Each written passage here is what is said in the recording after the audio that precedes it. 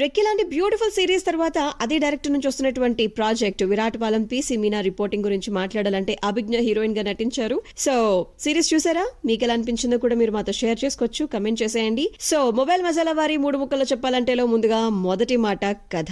విరాటపాలెం అనేటువంటి ఊరు, అందులో 10 ఏళ్ల నుంచి పెళ్లి తంతు జరగదు, జరిగిన పెళ్లి కూతుర్లందరూ రక్తం కక్కుండా చచ్చిపోతూ ఉంటారు. అసలు ఎందుకు, ఏం జరిగింది, రీజన్ ఏంటి, ఎందుకు ఓన్లీ పెళ్లి కూతుర్లే టార్గెట్ అవుతున్నారు కదా? ఈ వివరాలన్నీ డీటెయిల్ గా తెలుసుకోవాలంటే సిరీస్ చూసేయాల్సిందే.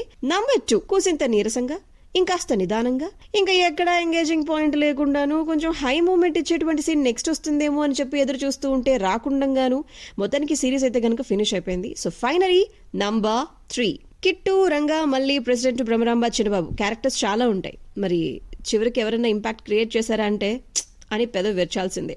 సో ఫైనలీ విరాటపాలెం కథ విన్నప్పుడు కలిగేటువంటి ఉత్కంఠ సిరీస్ చూసినప్పుడు ఎక్కడో మిస్ అయింది అనేటువంటి ఒక బాధ. మీ రివ్యూని మీ కమెంట్ రూపంలో మాతో షేర్ చేసుకోవడం అయితే మిస్ కావద్దు. RJ Sunitha rating 2 stars.